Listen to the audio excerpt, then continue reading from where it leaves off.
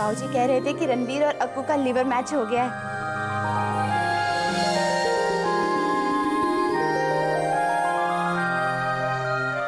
और रणवीर जी ईशान जी को liver donate कर रहे हैं। जी मैं तो सिर्फ इस बात से नाराज था कि उन्होंने ये बात हमें क्यों नहीं बताई।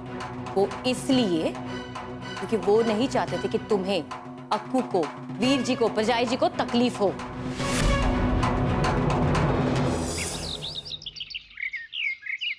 रणवीर,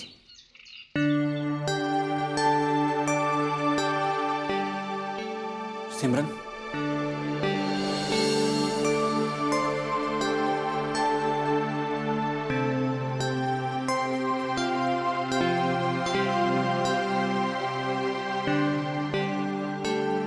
बैठिए ना।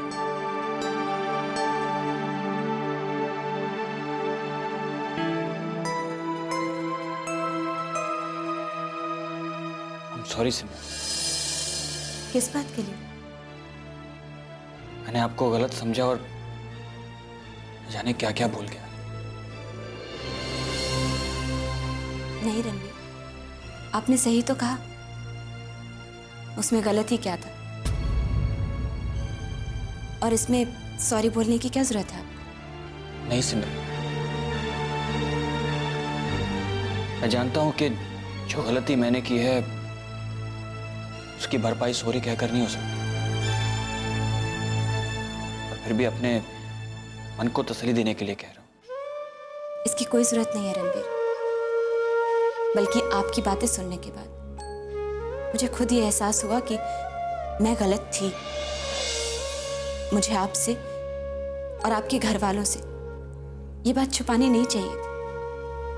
और ये बात भी सही है कि आज तो आपसे ये बात छुपाकर हम लोगों ने गुनाह किया, लेकिन अगर कल को कुछ ऊंच नीच हो जाती तो हम लोग तो माफी के काबिल भी नहीं रहते। नहीं सिमरन, आपके और बलदेव बाबूजी के बारे में ऐसा बोलकर अपराधी तो मैं बन गया। इन्होंने मेरे परिवार और मेरे भाई के लिए इतना कुछ किया। क्या किया मैंने और बाबूजी ने? ईशान जी की बीमारी छुपाई, उनकी दी हुई कसम की लाज रखी, आप लोग के साथ गलत किया, तो गुनहगार तो हम ही हुए ना रणवीर? नहीं सिमरन, नहीं। असली गुनहगार तो मैं हूं, जो आपकी और बलदेव बाबूजी की भावनाओं को नहीं समझा और न जाने क्या क्या बोल के,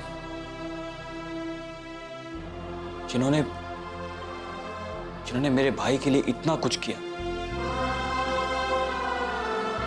ना चाहते हुए भी सब कुछ करते रहे, लेकिन अपने मुंह से एक शब्द नहीं बोला ताकि हमें तकलीफ ना हो।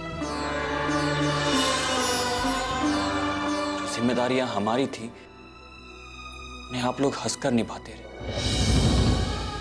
ये तो गुनाह हुआ हमसे रणवीर। दूसरों की जिम्मेदारी को अपना फर्ज समझकर हम निभाते रहे और गुनहगार बन गए। इससे ही गुनाह है हमारा। प्लीज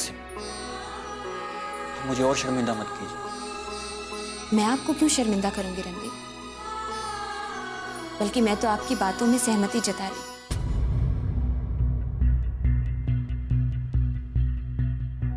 बस दुख तो मुझे इस बात का है कि इस सारे मैटर में मेरे बाबूजी गुनहगार बन गए, जबकि उनसे ये गुनाह अनजाने में हुआ। नहीं सिमरन, नहीं।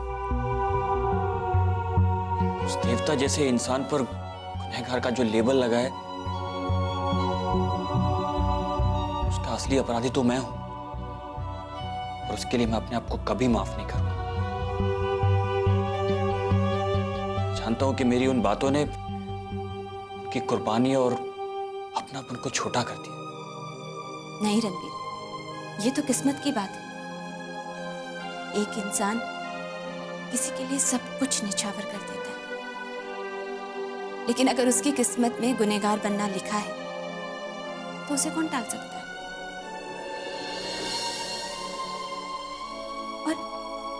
एक इंसान जो किसी को खून का कतरा भी नहीं देता, अगर उसकी किस्मत में भगवान बनना लिखा है तो कोई क्या कर सकता है?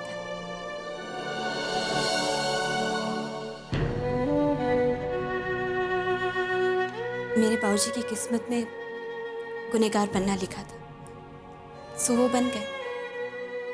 बस अब तो आप लोगों से यही विनती है कि जो कुछ भी ये हमसे अनजाने में हुआ ना, उसके लिए प्लीज हमें माफ कर दीजिए।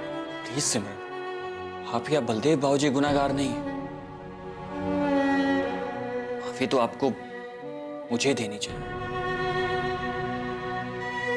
मैं जानता हूं कि मेरा गुनाह छोटा नहीं,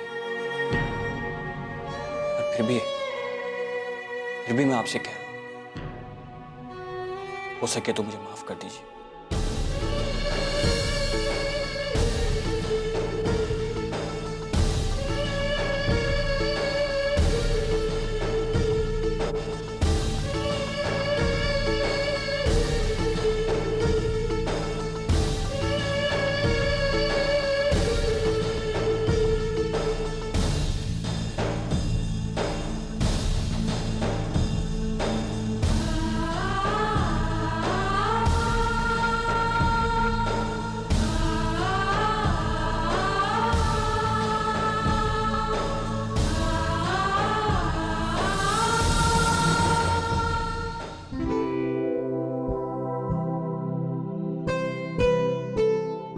हेलो डॉक्टर। आयशान, कैसे हो तुम? अच्छा हूँ डॉक्टर। सो ऑलराइट, अभी दर्द कैसा है? पहले से अच्छा हूँ डॉक्टर। बस तो नॉर्मल है। पेन कैसा? आज कम है। कम है। Nurse, report.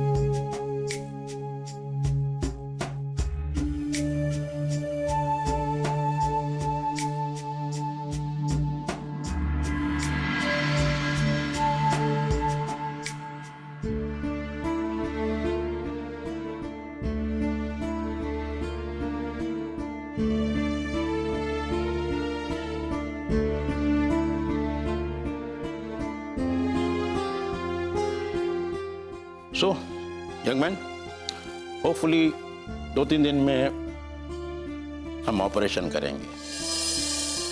Any time doctor, I am ready. Any problem? No. Good, God is great, उस पर बिलीव करो, है ना? Yes doctor. Good good good. Okay doctor, all the best. Thank you doctor.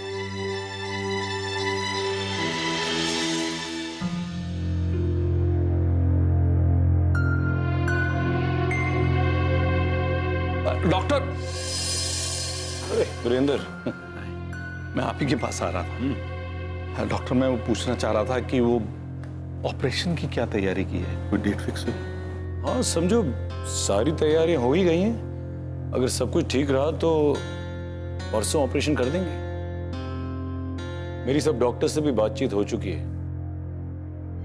बस तुम रणवीर से कहो कि आज ही हॉस्पिटल में एडमिट हो जाए, उसके कुछ और टेस्ट करने हैं। ठीक है, मैं अभी बात करता हूँ। ओके, चलो, ऑल द बेस्ट।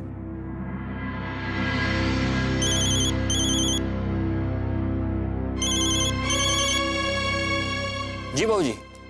हाँ रणवीर पुत्र, डॉक्टर श्रीकांत ने अभी अभी मुझे बताया है कि ईशान का ऑपरेशन 2 दिन के बाद होगा। अरे वाह बाबूजी, ये तो अच्छी खबर है। तो मुझे कब तक आना है? पुत्र उसी के लिए तुझे फोन किया है। डॉक्टर ने कहा है कि कुछ और टेस्ट तुम्हारे करने होंगे, तो तुम अभी आ जाओ। ठीक है बाबूजी, मैं अभी निकलता हूँ। ओके बेटा, बाय।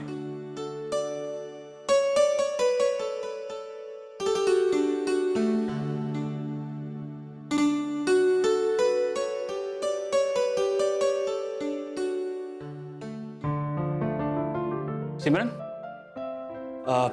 बाबूजी का फोन आया था, मुझे भी हॉस्पिटल निकलना है। हॉस्पिटल क्यों? सब ठीक तो है ना? हाँ हाँ, सब ठीक है।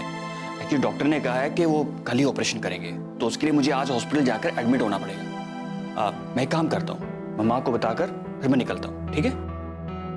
रणवीर, मैं भी आपके साथ चलूंगी।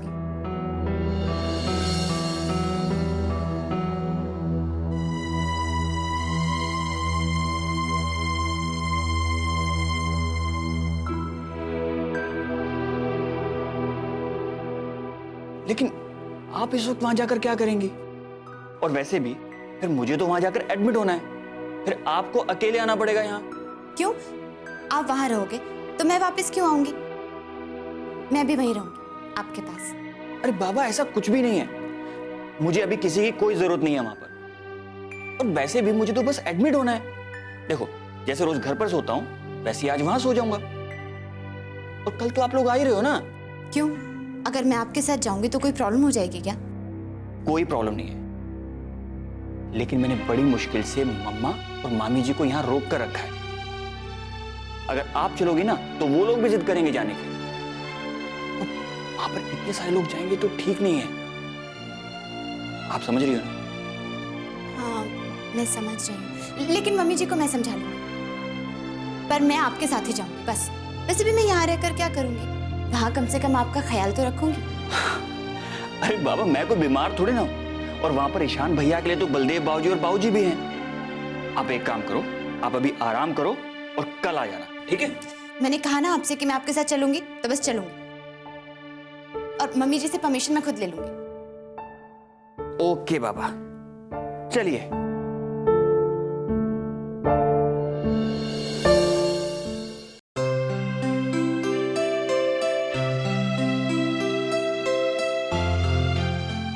मम्मा,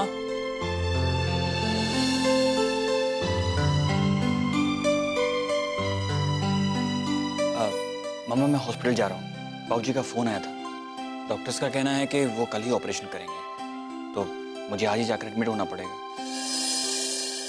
अच्छा पुत्र, माता रानी तुम दोनों भाइयों की रक्षा करे। मम्मी जी, अगर आपकी इजाजत हो तो मैं भी रणवीर के साथ हॉस्पिटल चली जाऊं?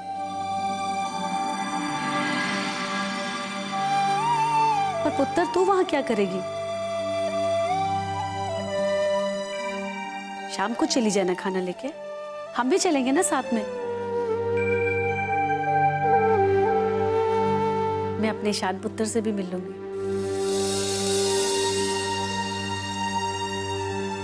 अब मम्मा, अभी आपके किसी के भी जाने की जरूरत नहीं है। और कल तो ऑपरेशन है ना, तो आप सब लोग कल तो मिल ही रहे हो, तो कल आ जाना। हाँ मम्मी जी, और वैसे भी मैं संभाल लूंगी ना सब कुछ। आप लोग कल आ जाइएगा। अब ईशान जी और रणवीर वहां हैं तो मुझे भी वहां होना चाहिए ना।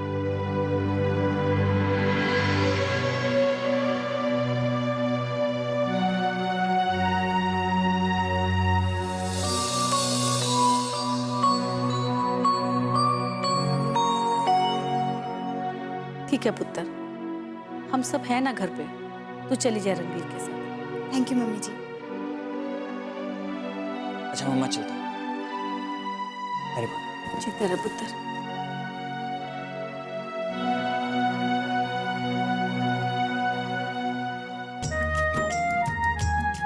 देखा लाली, अपनी सिमरन कितनी समझदार हो गई है। सारी जिम्मेदारियां बखूबी निभाती है अपनी।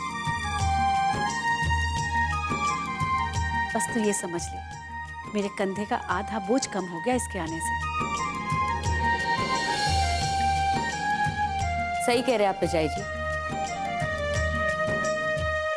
ऐसी हालातों में शादी के बाद भी रणबीर के साथ अपना रिश्ता बखूबी निभा रही है और ईशान का भी ख्याल रख रही है।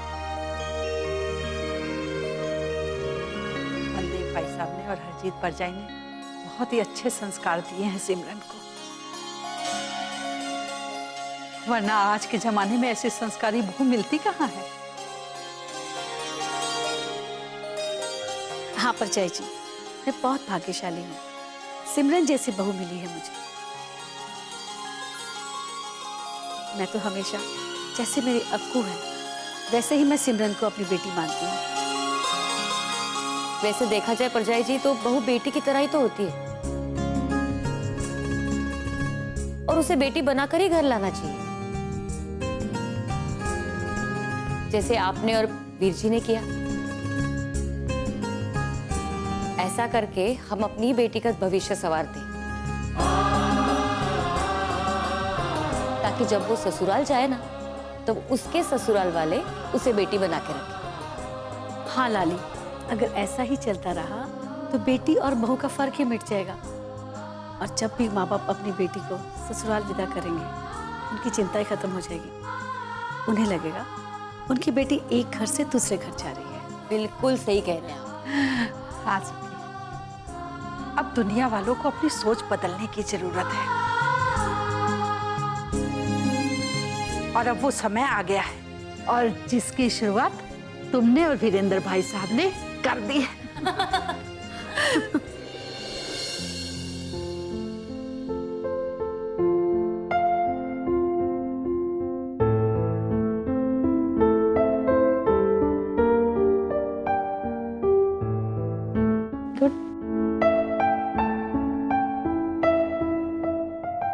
और ईशान, आज कैसा लग रहा है आपको?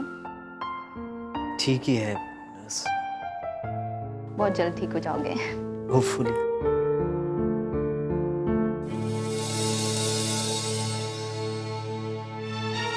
हाँ पुत्र, कैसा है तू? ठीक ही हूँ बाबूजी। और ईशान पुत्र, हौसला रख, कल तेरा ऑपरेशन होने वाला है, सब ठीक हो जाएगा। हाँ, और फिर तू ठीक होके अपने भाऊजी के साथ अपने घर चलेगा। हाँ, भगवान करे ऐसा ही हो बाबूजी। मैं खुद यही चाहता हूं, लेकिन क्या करूं, अब किस्मत पर भी भरोसा नहीं रहा। पता नहीं क्या होगा मेरा। तो बेटा ऐसी बातें मत बोल।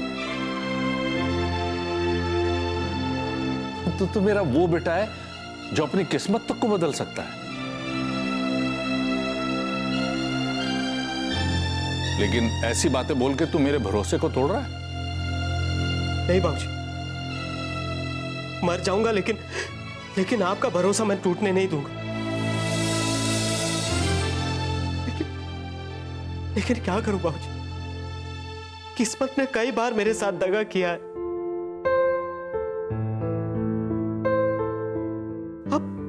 अब डर लगने लगा है। नहीं पुत्र नहीं, कोई डरने की कोई बात नहीं है। हाँ, वाहिगुरु का आशीर्वाद है तेरे साथ, तुझे कुछ नहीं होगा। बलदेव अंकल, अब अगर मुझे कुछ हो भी गया ना तो मुझे इस बात का सुकून है कि मेरे परिवार वाले मेरे साथ, मेरे बलदेव अंकल, मेरे बाबूजी मेरे साथ। और चुप कर, मैं थप्पड़ मारूंगा खींच के अगर दोबारा ऐसी बात की तो। और तुझे कुछ नहीं होगा, तेरे बाबूजी तेरे साथ हैं और इनके होते हुए ना तुझे कुछ नहीं हो सकता।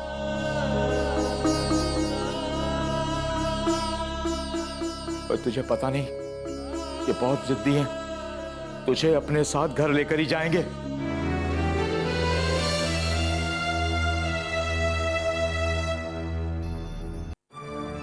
हाँ बलदेव अंकल, बाबूजी को आपके सिवा और मैं ही तो जानता हूं। अगर जानता तो फिर ऐसी बातें क्यों कर रहा है बेटा? जो मैंने तेरे साथ किया तो उसका बदला ले रहा है?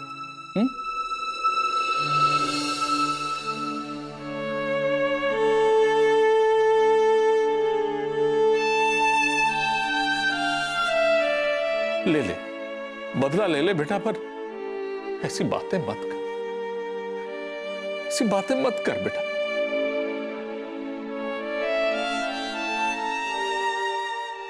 बेटा, लीवर का ऑपरेशन होते ही तू बिल्कुल ठीक हो जाएगा, और तू जानता है आजकल लीवर का ऑपरेशन कोई बड़ी बात नहीं है। 98% इसमें सक्सेस है। ईशान, वीरू बिल्कुल ठीक कह रहा है। जानता हूं अंकल, मैं सब जानता हूं। क्या मैं जीना नहीं चाहता? क्या मैं अपने बाबूजी को, अपने परिवार वालों को खुशियां नहीं देना चाहता? पर क्या करूं? मैं लड़ते लड़ते थक चुका हूं। बाबूजी, मैं आपसे कुछ कहना चाहता हूं।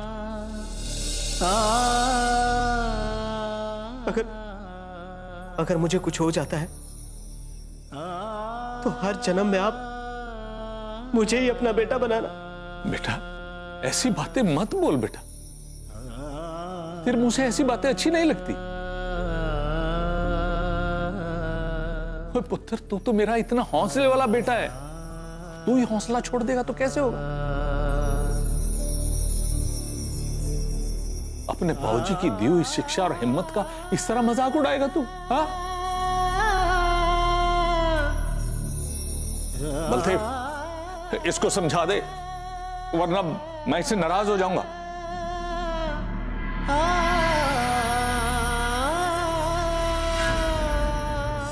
मैं समझ गया, तुम दोनों ही बहुत उतावले थे कि मेरा फोन आया और तुम यहां आओ, है ना? सच कहूं तो हाँ बाबूजी, हम सभी ये चाहते हैं कि ईशान भैया का ऑपरेशन जल्दी से जल्दी हो जाए और उन्हें इस तकलीफ से जल्दी राहत। हाँ बाबूजी, मैं तो तब से इंतजार कर रही हूँ जब से बाबूजी का फोन आया था कि रणवीर जी का सैंपल मैच हो जाए।